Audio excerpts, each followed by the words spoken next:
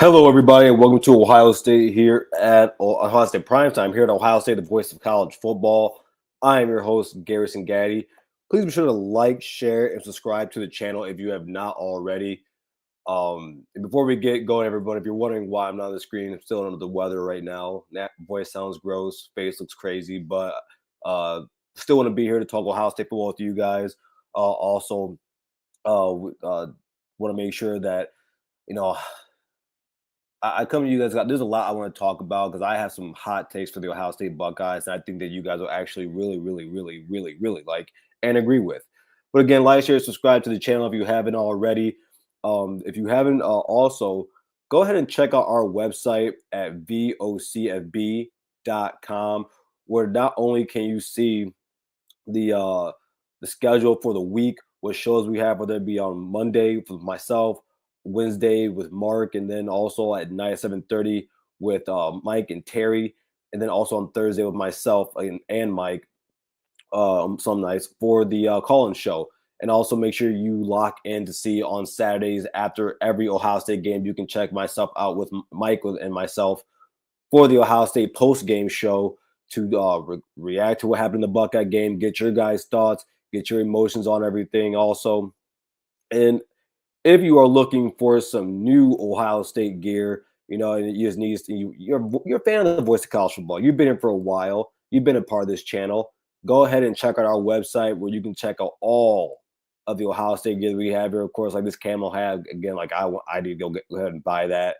Shirts, hoodies, crew necks, beer koozies if you're a beer drinker like I am, coffee mugs, everything here at the Voice of College Football. You can go there at vocfb/shop.fourthwall.com. I'll go ahead and drop the link in there so the chat so you guys can go there and check it out yourselves. But again, definitely want to go ahead and do that. We have great things here at the Voice of College Football. Also, if you are on social media, go ahead and check out our X account at the Voice of College Football, and then also on Instagram where you can follow us at BOCFB also. So today, everyone, this is the way the show is going to run. First, I have a little quick topic with what did they say, meaning that we're going to go over some of the things that Coach Day and some of the important impact players from the this past weekend's game against Washington said. After that, we're going to move into some September Buckeye hot takes, where I have 5 things that I took away from the first 4 weeks of our season and what I believe we got out of that and what we can kind of see right now. But of course, it's still going to be a hot take. After that, around 7:30, Delaware Gazette's writer Dillon Davis joins the show. We're going to talk about some of the what the D line looks like. Talk about Julian Sand, Ryan Day, and also what we should look forward to seeing against this game against Washington. Of course, later in the week, I'm going to actually bring someone from the Washington fan base to talk to you guys and with me, so we can learn some more about their team outside of just hearing our own opinions about them. I think it's really good to make sure we get the other side's voice here, so that we can honestly learn more about them. But before we get started here, shout out to Jan for being here. Garrison, get well soon. Yeah, I'm trying to. Matter of fact, let me take a sip of my tea real quick, because Lord knows I need that, and you guys don't want to hear my raspy voice all show. But I appreciate you for being here, Jam, as always. So yeah, let's get started here on what did they say. First one here comes from Ryan Day. And he says, talk about Julian Sand. He does a great job of communicating what he sees on the field. There are times where I see one thing on the field and I watch the film and he's right. We've talked about this plenty of times so far in the season, where one of the cool things about Julian Sand is how cerebral he is at the position, how brilliant and smart he is. We talked about plenty of times with you guys about how he comes to the sideline and Ryan Day knows what he's seeing and he's able to communicate it to him, as he just said. He's able to validate what he did on the field and why he didn't do something else. And of course, he's not always going to be right. A first-time quarterback's never going to be all the time always right, but he's very good at that. He's smart. And does Julian have a rocket arm? No. Is he gonna sit there and fling the ball from a bunch of different angles? No. But one of the cool things I've heard about Julian Sanders, and I hope I wish I can remember who said this. No, it was from the PFF College Football Show. Shout out to those guys over there. They said that Julian Sand has the most consistent throwing motion in college football. And I think it's very clear to see that he doesn't change it. Again, he's not throwing from the side. He ain't throwing from the hip. Every single time he throws the ball, it's the same mechanic. Of course, when you're throwing the ball deep, when you're throwing a 5-yard out, it's different. But in terms of how he throws the ball, it's always going to look the same. I think it's really cool. The fact that we get that off him, and he's elite at that. And then we're going to talk about Julian Sand here because I do have another hot take for him, or I have a hot take for him in the next segment. Ryan Day also said that he's got composure, he's got poise, he's got a bright future ahead of him. And then, of course, this is right after the game, the post-game interview, and a really cool moment where you see Ryan Day kind of like that's my boy him, and rubs his hair and his head, and just congratulate him, and how a father would a son. And I think it has entirely to do with what Ryan Day talked about post game when he said, he has that first game against Texas. That you had that going against that Texas defense. That's not a first, that's not a big first, an easy first game to go into as a first time starter. Especially when all the expectations, Ryan Day's expectation was just win the game, and I'm sure it was the same for a lot of Ohio State fans also. But we can also be honest, and I can put myself in here to some extent, in saying that we have a insanely high expectation for our quarterbacks, no matter who they play. But it was really cool to see him go against Texas, and he made all the right plays in that game. Didn't put the ball in danger. Then you see him go on his first road trip to one of the more hostile environments of college football, being against Washington. And yeah, is it the greatest defense in the world? No. But in that game, Washington came in that game leading the country in pressure without blitzing. And there were times in that game where they got some pressure and he navigated through the pocket very, very well. And he came out with the W, played a great game. And I think Ryan Day notices that, and that's why Ryan Day loves him as his quarterback, and that's why Ryan Day trusts him so much, is because he's gone in two pivotal games on the schedule, and for various different reasons. He's came out with a W, and he didn't put the team in harm's way. And so shout out to Julian Sand on that, man. Really, really proud of him in that. I think Ryan Day put that the way he said, really shortened it really well. Julian Sand, talking about the offense here, and the play to Jeremiah Smith before the half, the touchdown pass they had. He said that was a huge play for our offense. Sand said after the game, it was after the game, he said it was 3rd and 12 maybe. We really needed that. I think the whole offense executed it really well. We hadn't practiced it too much. We had done it a couple of times, and I think we executed on a high level on that one. So there you see, with Washington playing as much man as they do, I think a lot of people knew that they were going to blitz in this game. And because if you're going against Ohio State, you can't just sit back and hope your front four can get pressure all game. You got to kind of force the issue if you want to get an upset. And on that play, and let me be honest here, I thought it was pretty stupid of Washington to go ahead and show 7 and send 7 and clearly show man across the board. I mean, the other wide receivers outside of JJ, they all were just running downfield and blocking 10 yards after that. They weren't really running routes out there. And, JJ does a Ryan Day special, a crosser across the field, and he goes to the end zone for a touchdown. So, and I also thought it was really pivotal, in the first half of that game. You stall on 4th and 1 in the red zone on honestly a great drive. Then, Brandon Ennis fumbles the ball. You only got 3 possessions that first half. You got to go get a touchdown and open it up a little bit more than which you really wanted to on that drive. But I thought it did catapult them into the second half and how they were able to pass the ball and take what the Washington defense gave them. So yeah, that was a great play. And this right here coming from Caden McDonald, and I love this one. And asked about the defensive line's performance. He said they said this was the best offense we've gone against. Now what? I like that out of K-Mac. And mind you, and we're going to talk about him too when we get to the September Buckeye hot takes, but he's playing out of his mind. And K-Max, he's right. You know, even from us as a fan base and as a whole, mostly, we were worried about this defensive tackle front and honestly the defensive line in general. I think a lot of us, you know, we thought that Kenyatta Jackson would be really good this year, and he has been good this season. We Edgecuson could be playing better, but he's not playing bad. But the depth at defensive tackle was really amazed me. Will Smith Jr. has been playing really good football. You know, early in the offseason, Mike and myself, we talked to Luke Montgomery. He talked about he gave high praise to Will Smith Jr., the son of the late great Will Smith from the 2002 national championship team and a long time Saints defensive tackle or defensive end. He's been playing really well. Tom Malone started this game against Washington. I thought he's been playing really good. He went out there and got that fourth down stop on Washington. No, this defensive line room, man. I mean, this defense as a whole. I look at this schedule right now, and last season I say, scoring 20 on last year's defense is a tall task. I feel the same way about the defense this year. I think for anyone to go out there and think they're just going to score 20 on Ohio State, or you can walk in thinking that, like for some Ohio State teams back when we had C.J. Stroud, I would always say start at the 20-point mark for the Ohio State offense, then go from there.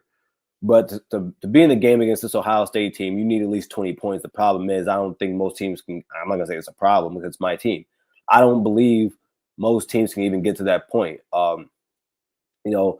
Everybody wants to talk about Washington and how they haven't really played anybody.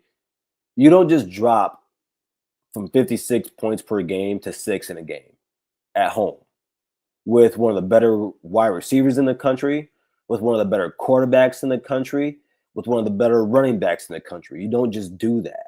And you don't just stop a team like that. And so for this defense to go out there and do that, man, it was nothing less of spectacular. Before we continue here, read some of the comments, everybody. If you haven't already, go ahead and if you would like to become a member of Ohio State, the voice of college football. There you can see on the bottom our memberships, the Block O Club, the JT wasn't short, and of course we don't give a damn, and you know the rest. And if you become a member, and if you already are a member, please follow me on X at Buckeye_Gaddy, and then DM me. And whatever you guys want to talk about, any questions you have, any topics that you think are important about the Ohio State football program right now, I will find them, talk about them on here, make sure I post them out there for you guys to see, and so I get you my full thoughts on them and not just DM you. But yeah, really would love to do that and make sure I can do that for you all. Yeah, right down there, hit that join button, become a member here at Ohio State Voice College Football and help extend the community. Also, if you haven't already, please go ahead and hit that like button. If you are watching on X right now, go ahead and go to YouTube, type in Ohio State Voice College Football, hit the show that you see live, Ohio State Primetime Live, and join the show. So got some more friends in here right now. Shout out to Asian Posh Doreen, Queen Doreen. She says, hey, Garrison, of course, always hey to you, my friend. By the way, I did get to catch your guys' show last night with you and Minnie. Everybody 9 o'clock, always on Sundays, the ladies of college football with Doreen and Minnie. You guys had a great show yesterday. I was dying laughing when Caden was on. And shout out to Caden, friend of the network. But yeah, it was funny, Doreen. He when he came on the call-in show Thursday, he was telling me about his beef with Minnie. I could just not do nothing but laugh because I'm like, I'm so confused. Like, what's your problem with Minnie? But no, glad to always have you in here. Oh man, Aaron, man, shout out to you. Says just waiting for the offense to unlock at this point. Defense got it. Yeah, man, I can understand that. I think right now, Aaron, and let me get your thoughts on this also.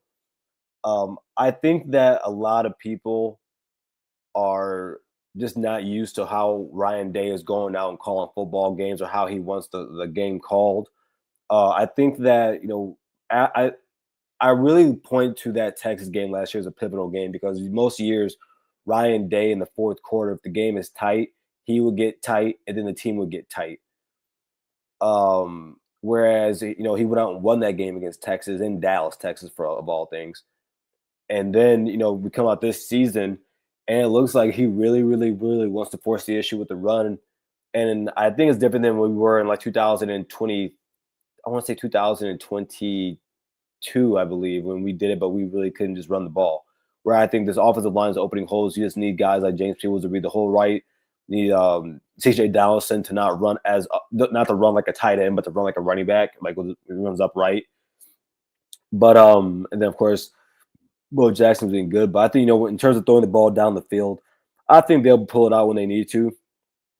I think that this week against Minnesota, and I'll we're going to talk to Dillon Davis about that later in the show. And everybody, by the way, yeah, Dillon Davis is joining the show tonight, so we're looking forward to having him on here and getting his thoughts on Ohio State right now.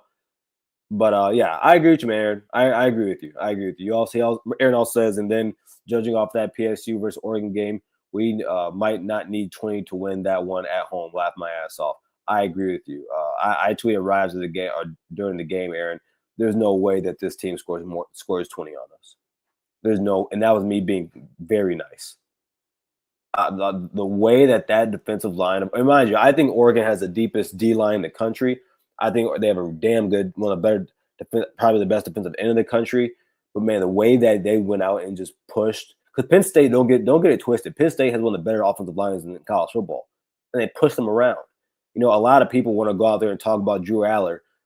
I don't know what any quarterback is supposed to do when you drop back 25 times and you get pressured on 18 of that. There's nothing you can ask quarterback to do. But I agree with you, man. I don't think anybody in this conference is getting over outside of Oregon. I don't think anybody could get to 20 on us. Shout out to J.B. Vargo says, "Hey friends, hello B Vargo, glad to have you in here." Daniel Henry OHIO, bad to you, my brother. Oh man, good to see you guys in here. But let's continue here with the show. So again, if you haven't already, please go ahead and hit that like button. If you're watching on X, come please join us on YouTube with the community. Let's continue though. September Buckeye hot takes. And while we do this, everybody, I do want you to go ahead and drop your hot takes in here. Tell me what you've gotten so far from the team in the first 4 games of the year in the month of September. But we're gonna start with the first one here,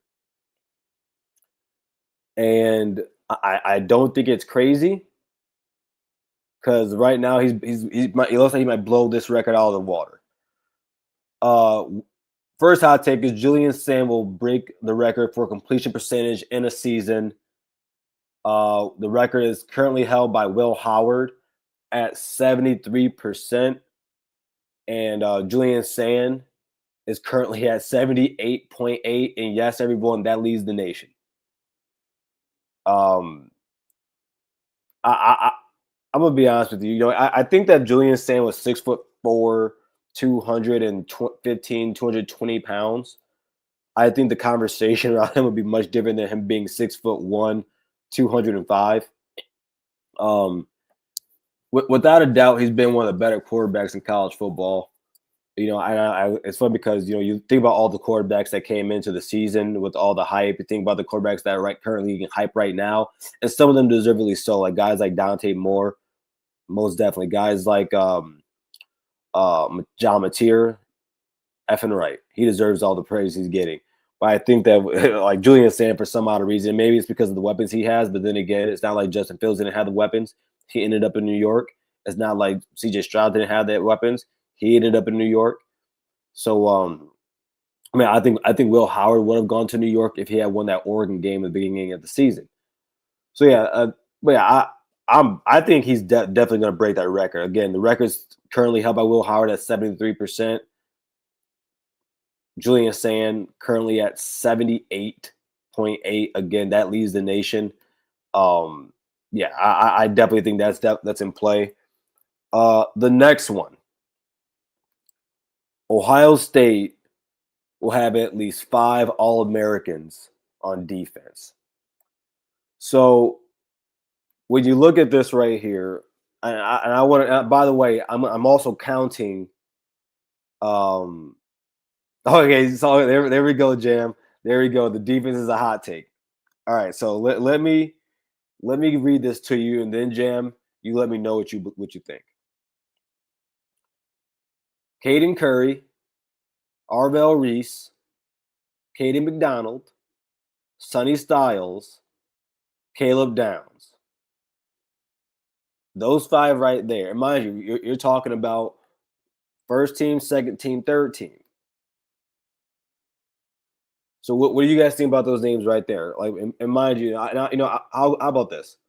I'll read the numbers for these guys currently and show them to you guys so that you can see what they're currently doing, and then see how you feel after this. Because Jam, I don't think it's it might be kind of a hot take saying at least, but if Caden Curry, because I think Arvell Reese and Caleb Downs are the surefires. Okay, but if Curry, McDonald, and honestly Styles might be Styles is a surefire too. Sonny Styles is a surefire All-American right now, whether it be first team, second team, or third team. He's a surefire. But yeah, so we're mostly looking at Curry and McDonald. Now, I'm gonna share this with you guys, and then let's talk about it. And Daniel, we're gonna get to that. I'm gonna get to that, Daniel. I'm gonna get to what you just said, brother. So right now, we've got Caden Curry at 16 solo tackles, 5 sacks, and mind you, his tackles for loss aren't shown on here. I should probably go to, you know what? No, it's all right. But yeah, 5 sacks, which is I want to say that's top 5 in the country right now. And then you got K Mac at D tackle with 21 total tackles, 10 solo, and 3 sacks right now. I don't know. And mind you, talking about Daniel Henry's comment right here says Iggy is playing at an all-American level, maybe even McClain. So I don't have McClain down, but this is why I said at least. Igmanosin, Matthews, and then I put Petty John and Devin Sanchez in there as freshman All-Americans. And that's why I'm saying at least 5. I don't know. I think how many defensive tackles are playing better than Kaden McDonald right now, and how many defensive ends are playing better than Caden Curry? I don't know. Maybe it's again, they're hot takes, and I am saying at least 5. Meaning, I think there's a really good chance Ohio State could end up between, including freshman All-Americans, I think there's a real chance they could end up from 6 to 8 All-Americans this year on that defense. I really believe that. But let's go ahead and head to the next hot take that I have this season, and let's see what you guys feel about this one. This will be a top 3 offense in efficiency by end of the year. Now, a lot of this hinges on what I think. A lot of this for me hinges on what happens with the run game, and mind you, I don't think the run game struggles because of the offensive line. I would more so point to again, CJ Donaldson running like a tight end. He runs very upright. For no reason should you be as big as he is, and we bring you in to be a short yards running back also, but you can't get the short yards. Like it's weird to me that he's better on 1st and 10 than on 3rd and 1. And then also with that, James Peoples, I think he's been playing better right now. He's at 4.9 yards per carry coming out of that Texas game where he didn't play that well. But he's had 3 streaks of putting on pretty good tape, I think, with the limited carries that he's gotten. But I think if those 2 guys can play better, I think Bo Jackson is just going to his stardom is just going to increase as the season goes on, as he learns more and how he learns more in playing the position and just learning the college game. But yeah, right there. So that's my 3rd one. This will be a top 3 offense and efficiency by end of the year. Number 4, this D line is better than last year. During the offseason, Mike and I talked a few times about this possibly happening because we thought that Caden Curry and Kenyatta Jackson Jr. have higher motors than JTT and Jack Sawyer. And mind you, like I think Jack Sawyer is going to be a really good outside, linebacker in the NFL. But I think in terms of the college game coming off the edge, I think he lacked a few moves. I think he could have been better with his hands. Again, I think like him and JTT are two different type of prospects. But you look at this right now, to date. So after 4 games, and mind you, this year's Ohio State team has played much tougher competition than last year's did in the first 4 games of the year. This year's has 13 sacks compared to last year. They were at 12 at this point. And then on tackles for loss, Ohio State is currently at 19. And last year we were at 14.5 at this point in terms of just the defensive line getting these stats. Mind you, Ohio State's at 19 right now. They had 0 tackles for loss against Texas in terms of the defensive line. So I'm starting to feel real good about this defensive line than I thought I would. I've actually really liked the tape that CJ Hicks has put out there. I thought he's been playing really well. Hasn't shown up on the stat sheet, but I think he does great out there, even in run defense. I thought like in terms of rushing the passer, he was doing a great job of setting the edge, especially against Damon Williams. Again, the defensive line did a great job against him, the front 7 actually as a whole. Then you look at K-Mac, what he's doing. Do I think right now he's as good in the run as Tyleek was? No. But I think in pass rush at his size, he's special. Again, like what he was doing out there against Washington. Again, Washington doesn't have – I'm not going to sit here and tell you that Washington even has a top 30 offensive line. But to go against Damon Williams and the running back duo of Muhammad and Coleman, what he did in that game was nothing short of spectacular. So, yeah, man, I think by the end of the year – well, right now I believe – but I think the D-line is better than last year to this point. We'll see how they finish out the season. And then my last one before we hit the break, everybody. Ohio State currently has a top 10 unit at least at these positions.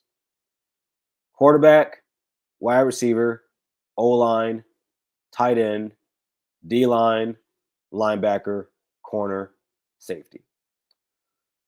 Now, running back, I really wish I could, but I can't. It's just impossible right now. And then, of course, and I actually thought about putting kicker on here for Jaden Fielding, but I would have to put the special teams as a whole, and right now I can't do that with our special teams.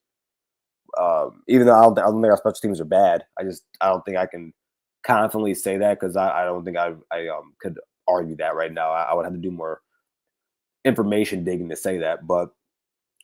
And one of the ones I think is really going on the radar, I would tell you, is safety and tight end. I think right now, if you look through 1 through 4, Ohio State has the best tight end room in the country. I think that is really impressive that we don't have to play Max Clare. They've talked about this a few times about how Max Clare coming to Ohio State, he still had to get better at blocking, and that he was behind the guys that were currently already there. But I think he is coming along. Of course, he is our best receiving threat at tight end, and you can see it on display whenever they get the ball to him. And by the way, I think it's really cool when you think about it for Max Clare coming out of Purdue, where if he stayed at Purdue, he's still the number 1 guy, but you come to Ohio State, you're going to have to still fight to even be on the field. And it shows how unselfish he is as a player, and I think and as a teammate, I think it's really cool out of Max Clare. And then you look at safety. And Shaw, I think it was Daniel that said this. Yeah, Jay McClain is going on the radar as one of the better safeties in college football. He literally looks like Ransom out there to me. He's out there knocking heads off. I think he's really good in coverage. I think he's good in the run game. He's been spectacular this season, of course. And then you have Caleb Downs there, who the best defensive player in the country. I think you could make an argument for him being the best player in the country, being the smartest player in the country, most impactful player in the country, with, of course, Jeremiah Smith. And honestly, I think Arvell Reese is just not creeping, but running to that also. I think that he's one of the most impactful players in college football. But yeah, there we go right there. That's all my hot takes so far out of September. Again, Julian Sand will break the record for completion percentage this season, held by Will Howard at 73%. Ohio State will have at least 5 All-Americans on defense, from first team to freshman All-American. Ohio State will have a top 3 offense in efficiency this year. The D-line is better than last year. And then Ohio State has a top 10 at least unit at QB, wide receiver, O-line, tight end, D-line, linebacker, corner, and safety. Well, everybody, before we continue, quick message here from the voice of college football. College football is even more exciting when you've got some action on the line, and the games are even better when you're cashing in. And the voice of college football is the place to be to get the greatest value. Start with my picks. 75% against the money line, 58% against the spread, and I've got a 40-plus year track record. 11-0 in the college football playoff for me last year against the money line, 8-3 against the spread. And I'm just the warm-up act. Steve Merrill of Wager Talk is our ace in the hole, show stopper. 7 years with the voice of college football, over 30 years in the industry. Steve gives us analysis on all the big games, but you can't miss Steve's weekly under-the-radar pick. 28-12 against the spread the last 3 years. You also get picks from some of our top analysts here at the Voice of College Football, including Corey Bratta, Matt Zemek, and Steve Dace. Check out those numbers. Become a YouTube or Patreon member for just $99 per month. Go to the main channel on YouTube, click join, and then select the betting tier. Do the same thing on Patreon. Make 2025 a winner now.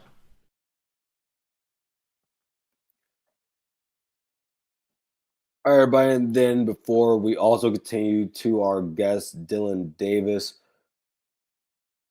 another message here from the voice of college football. Get your business, product, service, or personal brand to the next level by partnering with the voice of college football. And let's discuss how you also can reach your target market. The voice of college football is a growing network with a large following. So let's find out how we can help you grow with us. Check out the experience of one of our current partners, that being Win Agency, posted here on the screen. And just like them, we are here to deliver for you.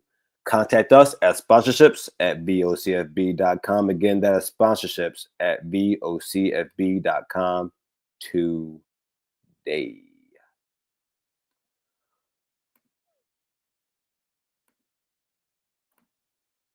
All right, we're going to bring on our guest of the night here, over from the Delaware Gazette, Dillon Davis. Dillon, how are you doing? I'm doing well. How are you? I'm under the weather, man. It's been a long long 5 days, I can say right now. I've been coming down on the weather, and like this weekend before the Ohio State game, it smacked me in the face. So now I'm just trying to like get over it. But I'm doing okay, man. I'm here.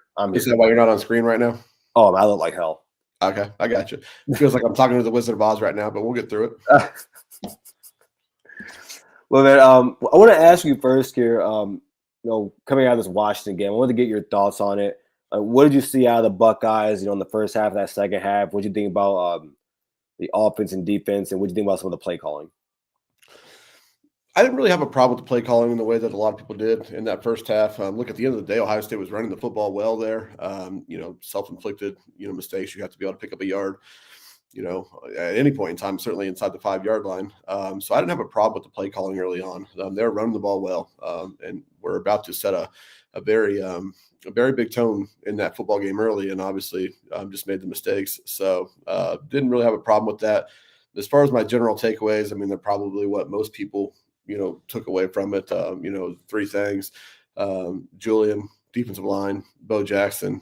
Starting with Julian, I continue to be so impressed, but this is probably the final piece that I needed to see to check off in terms of full confidence in Julian, to see the poise that he had to go on the road in that environment and just never flinch. And maybe things weren't always smooth for the offense early on, but he didn't press, he didn't force anything, just always in control of that offense. And it's just, he is the epitome of poise and coolness at the quarterback position, which is great to see. I didn't doubt that even, going into the game, but just to see it again in that environment on the road tells me everything I need to know that no matter what happens this season, not to say that he won't ever, have moments where he just doesn't play well or make some mistakes, but whatever is to come, he's always going to be poised and he's never going to be rattled. And that's a great thing. And, for a true sophomore, that's not always the case.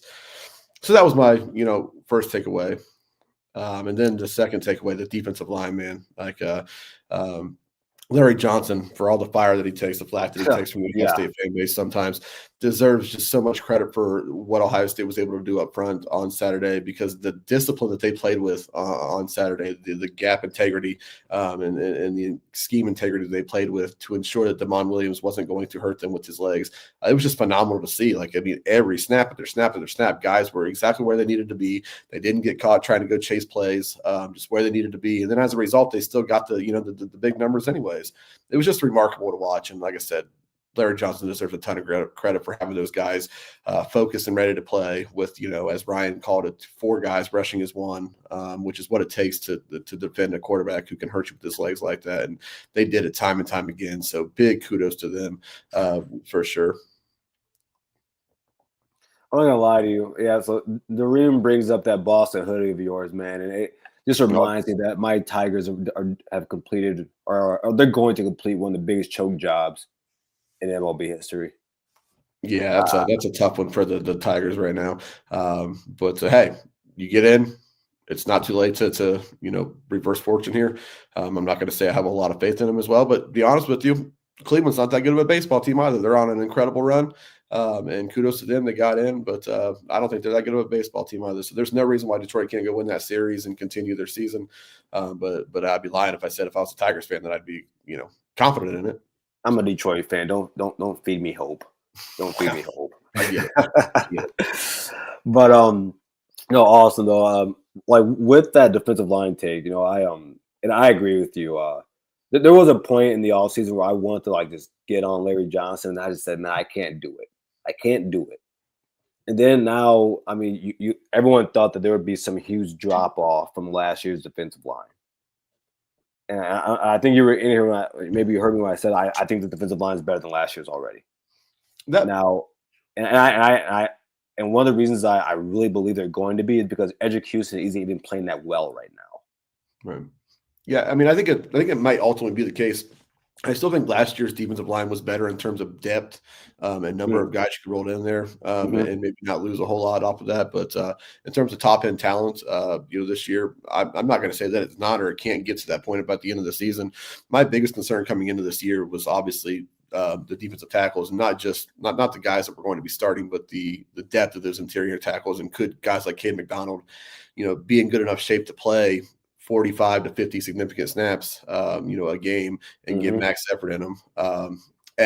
He can. He's playing as well as any defensive tackle in the country right now. And B, I've been really impressed with guys like Tywan Malone and the depth that they have there that I didn't think existed at the beginning of the season. So, So to your point, it might end up being better in terms of just top end, what the top end, your 2 deep, so to speak, on the defensive line is. But I still think last year, maybe depth wise and just the sheer number of difference makers you could roll in there, maybe a little bit better, but still a lot to be determined as well. So. No, I can definitely agree with that. And with Tywan Malone, because did he start this game? Yeah. I mean, he started back games, which I think says as much about what's going on. I mean, where Edric Houston's at right now, and I'm not, going to speculate or talk about it, but I think it's as much about Edric right now as it is Tywan. But at the same time, Tywan's, I think he's played really well and the opportunities he's gotten. So I think there's a good degree of him having earned that right as well. But for him to start back-to-back games says something one way or the other about Tywan, about Edric, or, a combination of both. Actually, one thing I was surprised by on PFF, Will Smith Jr. posted a 69.7 grade in this past game. What do you see from him right now? Yeah, I'm not gonna lie and say that I, for one, I haven't gone back and watched the game in its totality yet. So that's something I usually do on Monday nights and will do here in a little bit. So I'm not gonna sit here and try to evaluate what I saw to Will Smith Jr. right now. I can't really say right now until I go back and see it. Awesome. So something I said earlier, and I say it in jest, but I think you get the overall point here. I think if Julian Sand was 6'4" and 220 pounds, the conversation around him would look a little bit different. I think he would get more respect around the nation. I know a lot of people said, it's probably not giving him respect because of the weapons he has. But everyone knew that. Now, I'm not saying he's as good as these 2 guys, but everyone knew C.J. Stroud had the best wide receiver unit in college football. It didn't matter. He still went to New York. Justin Fields still went to New York with all the talent that he had around him. What do you think Julian has to do to get more love out of, let's just say, the national media's perception of him? Well, so much of national media perception is based off of, the big moments. And look, it didn't do Julian Saint any favors that in the very first big moment of the year was week 1, and they didn't ask him to do a whole lot. He didn't need to do a whole lot. As Brian said after the game, he probably could have done more, but they didn't need to, and so be it. But certainly narratives get shaped right away in games of that magnitude when you have two, talent equated teams on the field together. So that certainly didn't, help him out at all. You're absolutely right. If he was a 6'3" or 6'4" guy, he would get more attention because all these draft guys, all these NFL guys would be salivating over, the idea of what he could be whenever he's draft eligible. So there's that component of it as well. And then there's certainly the component of the fact that he doesn't, get the benefit of the doubt because of the people around him and the weapons that Ohio State has, which is the nature of playing at Ohio State or coaching at Ohio State for that matter.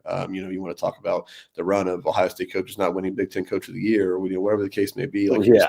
You say you have to go above and beyond whatever the threshold is for being, whatever we're talking about, whatever the topic is when you play at Ohio State, because people just assume, and that's not just Ohio State, but places like that, people just assume well, you better do that. But at the same time, while I think the world of Julian and where he's heading, I don't think there's been anything spectacular about what he's done this year. And especially for all these national people who are watching highlight films or just, dropping in on games for 10 minutes at a time or looking at box scores, whatever the case may be. It's not hard to see why, Julian hasn't really grabbed anybody's attention because, those same people didn't watch, anything from the Grambling State game, whether you could take anything from that or not. I didn't watch the OU game. They watched the Texas game. He didn't do anything to wow you, which, he didn't have to. And that's all Ohio State's worried about is winning the game.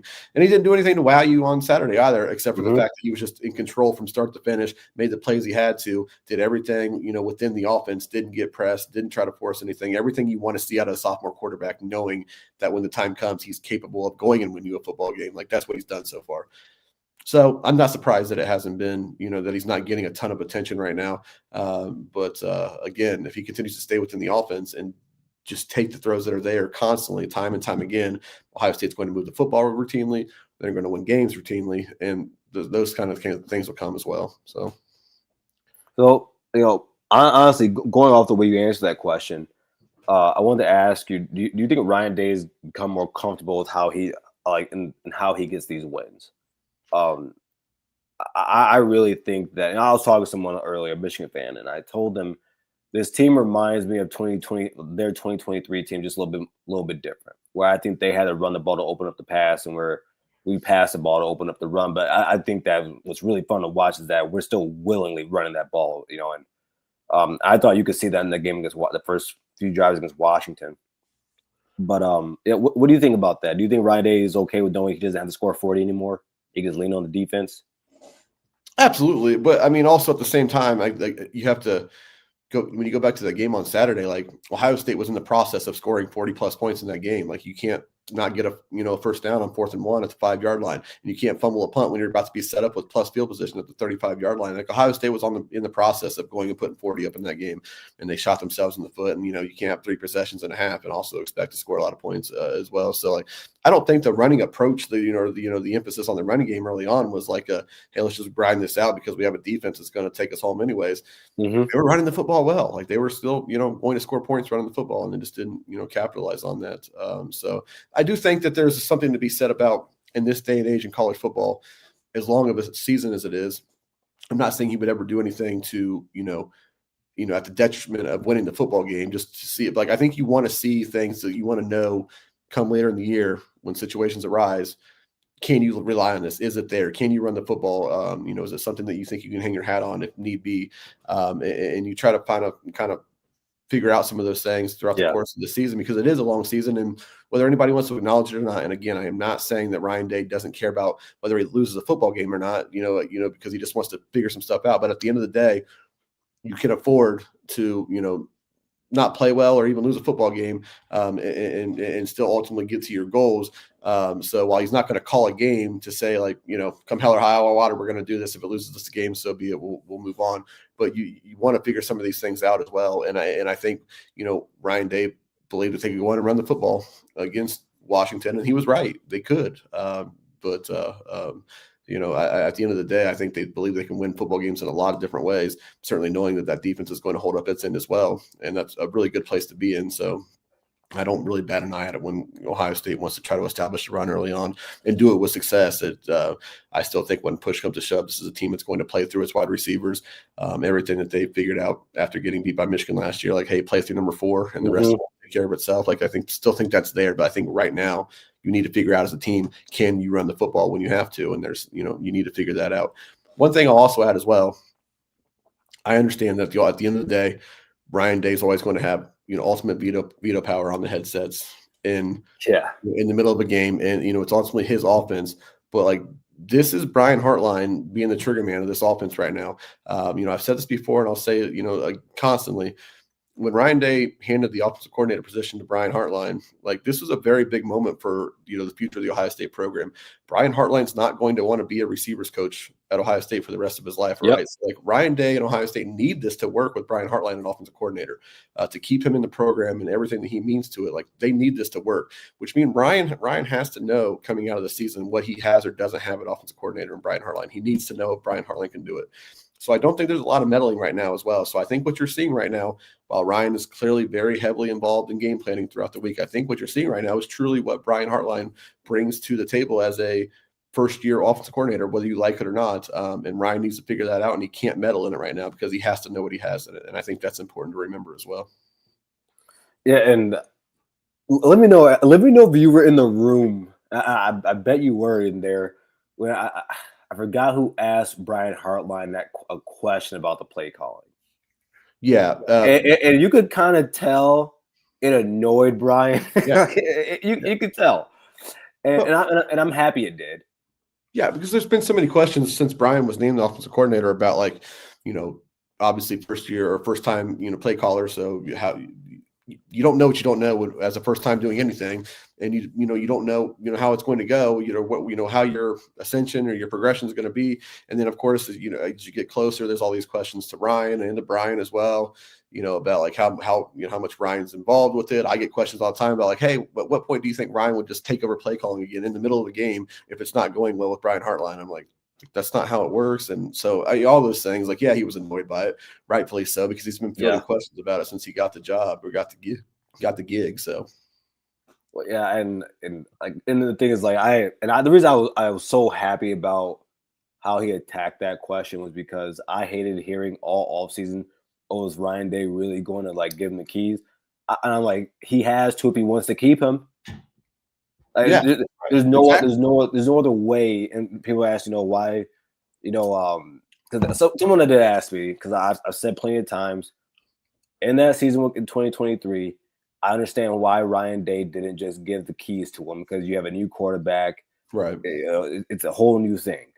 Where they say, well, what's the difference this year? Well, the difference this year is that it's well known now that you don't want to lose this guy. You can't lose him. Yeah. If he's going to leave, then let it be because he's a damn good offensive coordinator, not because he is the best recruiter and wide receiver coach. You know what I'm saying? Right. Yeah, absolutely. I don't think there's any going backwards here for Ohio State. Either this works or, and maybe he's ultimately gone eventually as it is, because the next step would be to be a head coach, but that's a little bit maybe further down the line.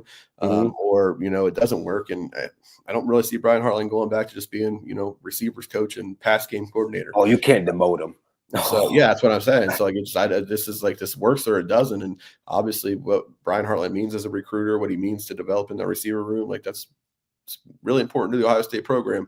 But I don't think there's any going back from this. So, they need it to work, and you better give him the opportunity to let him figure it out and see if he can make it work. So coming to this week, Ohio State plays Minnesota. A team that I actually do really like going to the season. I had them getting to 8-4 in the regular season. I think they're a really good team. I think so far this season, their defense could be better. Yeah. They're not that efficient, but their offense is much better than most years. PJ Fleck, one of the better coaches in college football. Just some quick numbers here. In terms of offensive efficiency, Minnesota's at 65, defensively 47, so not that bad there. Total offense, 63rd, total defense, they're 9th in the nation. From what you've seen so far in Minnesota in the first few weeks of the season, what do you think they do well? Is there anything that you think they do that can give Ohio State trouble? I'm not going to sit here and lie and say I've seen a ton of Minnesota football this year. Usually, like Wednesday is when I kind of dive into whoever Ohio State's playing that week and kind of try to watch a couple of games or condensed games, anyways, and start to form opinions on what I think might happen or what might give Ohio State trouble. What I do know is that Minnesota doesn't run the football very well. And that's kind of a non-starter if you're trying to go on the road as a 20+ point underdog and try to hang with the team. You better figure out a way to run the football, or you better just be a lights out passing game. And Minnesota's not that. Not to say it's a bad passing attack, but they don't run the football well. They're not going to run the football against Ohio State on Saturday. And with that being said, if they're not running the football, they're going to have a hard time sustaining drives, which means they're going to have a thing on the field. That defense is going to get worn down, and that's obviously the recipe for a beat down. So that's my just initial takeaways. What I think I know I'm going to see on Saturday. Maybe they make some plays in the passing game, but even if they do, it's just not going to be enough to sustain anything. So bad run game, no chance on the road as a big underdog. I think Ohio State covers this game. I think they win by 24+. But yeah. Yeah, I'm with you on that one. I still got to watch more of them. I think I did watch their game this previous week. Yeah. But one thing I'm really interested in watching is Julian going against an elite safety in Coy. Yeah, well, yeah, it's true. Yeah. Like, when you have and that's one of the few things I can take from a game like this, because Minnesota, do I think they're the team to rave about that we beat them? No, I think it's a data point that we can look to. It's like a good win in terms of the Big Ten. But that's one of the few things I'm looking at this game because I want to see what happens when Julian there's a guy on the other side of the field who is probably right now a smarter football player than you. He's seen more football, of course. And he's roaming around back there. Not saying he's as good as Caleb Downs, but he's in that upper echelon, the country of safeties. What do you think about that? Oh, without question, he's a really good football player, a very good football player, and going to be a very high draft pick. Whether it's a first rounder or a second rounder, he's going to be a very high draft pick. So he's kind of a fish out of the water in the sense over there. Like he's an elite talent, surrounded by a bunch of guys that are not elite talent. So, give all the credit to him as well. How much of an impact he can have. I don't know. I guess if I'm going to pick one player, if I have a defense with one difference maker surrounded by a bunch of non-difference makers, I probably wouldn't want it to be a safety. I'd probably want it to be somebody up front in this game to if I thought that they were going to give me an outside chance to remain competitive. With that being said, maybe he makes some plays, but with the exception of, tricking Julian into throwing a pick or something like that, I don't really see him having a big impact on the game just because he's not going to be in position to make a lot of plays, I don't think, or I wouldn't expect anyways. Right. And Daniel says right here, he says Minnesota lost to California by a couple of scores. Probably all I need to know. I try not to pronounce this kid's name, but Sagapau Tele over there. I know. I watched some of that game, but he was tearing them up. Yeah, that was that's the one game where I saw more than just a few minutes of it. So it wasn't not encouraging as a Gopher fan. And look, I'm not a PJ Fleck guy. I don't think he's a bad coach. I think he's good for what Minnesota. I think he's everything Minnesota wanted when they brought him over, just to get him to a level of being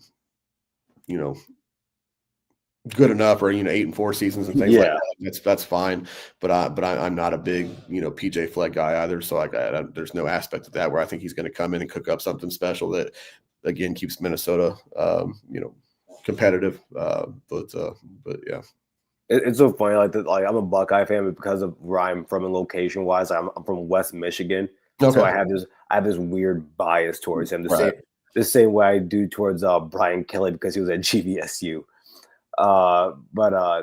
No, man. Last question, because I want to bring this up because this is from Daniel. Also, he asked this question to me, but I want to get your thoughts on this. He asked Garrison, "What do you think about moving Jermaine Matthews to the slide, starting Devin Sanchez?" Minnesota Sports brought it up. What are your thoughts on that? I wouldn't disagree with it. I'm a big Jermaine Matthews guy. We know he can play the slot, so that's no problem whatsoever. And they obviously have so much belief in Devin Sanchez and the spots he's being put in, and them trusting him to play in these spots already. So it makes a lot of sense. I'm not going to I'm not going to sit here and say I have a strong opinion on it one way or the other. As far as I don't know what they were saying in terms of if it's a better spot for Jermaine or for Devin, to make that move.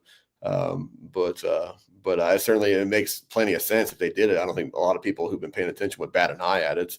But very interesting. I mean, at this point, I don't think I wouldn't be of the mindset that they need to make any changes whatsoever right now. But again, if they switch those guys, I wouldn't surprise me one bit, and it certainly makes a lot of sense. And we know Jermaine can do it, and I don't think Jermaine would miss a beat. So, well, Dillon, man, I appreciate you for showing up here, man. As always, you give great information about the Ohio State Buckeyes. Do you have any articles coming up or anything anywhere anybody can catch you? Yeah, I have no idea what I'm writing this week, so I'm still trying to get reconfigured after getting back from Seattle late last night. So I don't really know what I'm writing yet. I always write my Tuesday pre-year recap of what Ryan had to say and what the coordinators had to say, and then my Wednesday, Thursday stories are kind of going off of that and who we talked to on Wednesday nights for player availability. So I'm not sure about that, but you can always find my stuff on Dillon Davis 56 on Twitter. At delgazette.com. Always enjoy the interactions I get with people. So yeah, check it out. Plenty of great video on Twitter as well.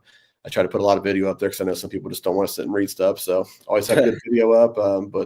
Yeah, man, I appreciate you having me on. I'm always happy to do it. That. So reach out to me anytime. I appreciate certainly get well.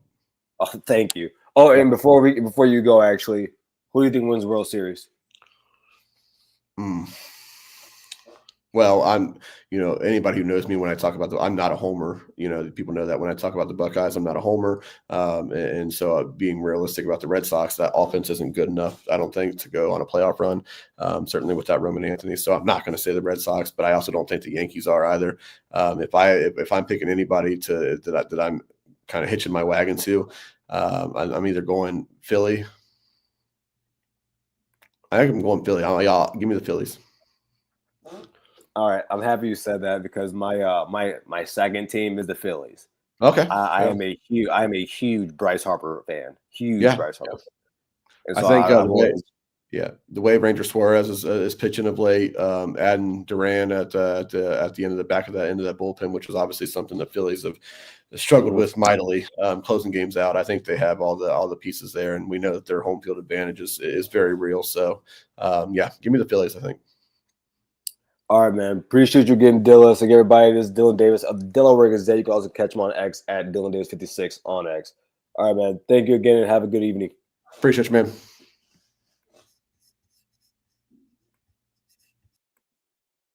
Get everybody. Front of the show right there, Dillon Davis, everybody. Again, if you haven't already, please go ahead and hit that like button.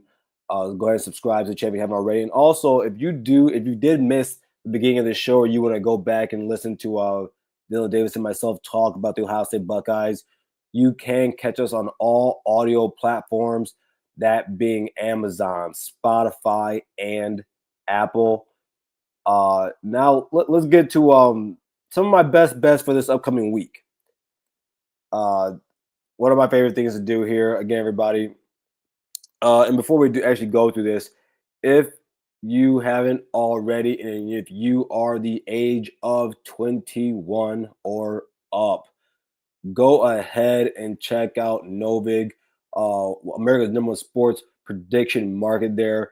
You go ahead and spend $5, get 50 back in any participating state. Go ahead and claim that now on Novig. Members of our channel, not members, but parts of our channel. But now let's go here. And this is per FanDuel. The only one I will use, the only one I choose to use because I think they are the best friends of the show here. So best bets here, everyone. First one's going to be Purdue plus 9.5 against Illinois.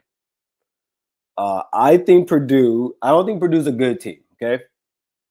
But I do believe that Purdue can give different types of teams some struggle.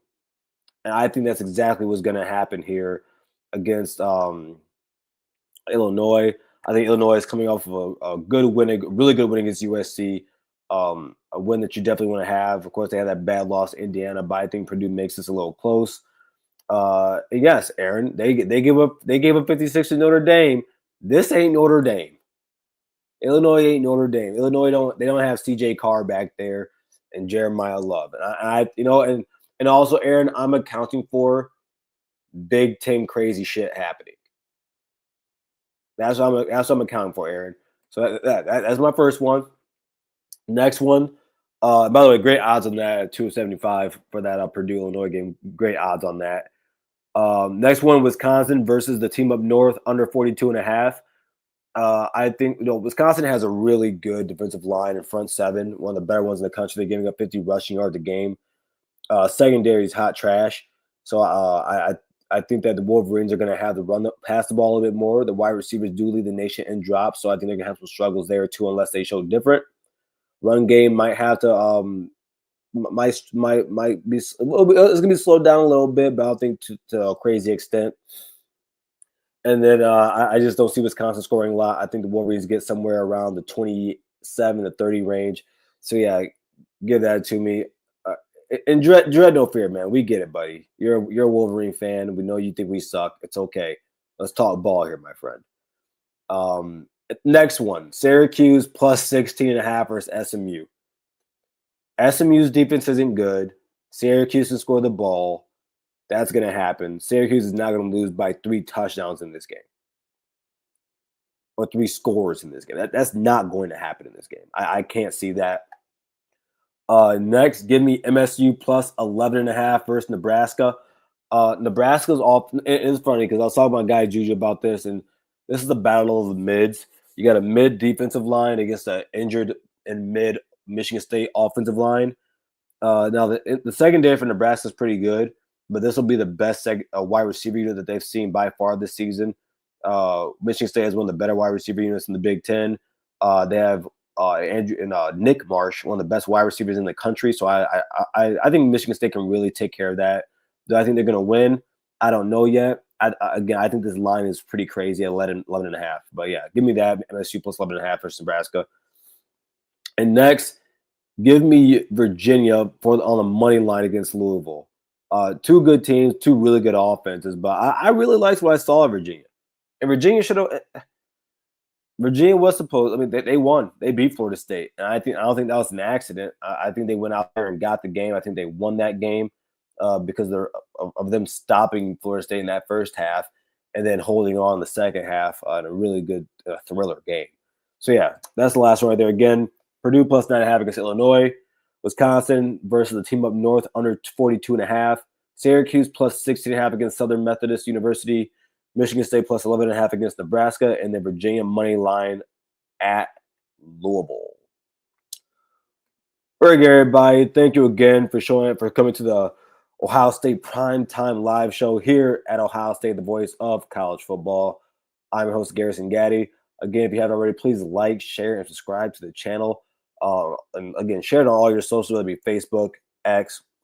We'd love for you guys to do that. Help the community grow and give more viewership here at the network, which is all we ask for. If you would like to become a member, hit that join button where you can see our 3 tiers, that being the Blocko Club, JT wasn't short, and we don't give a damn, and you know the rest.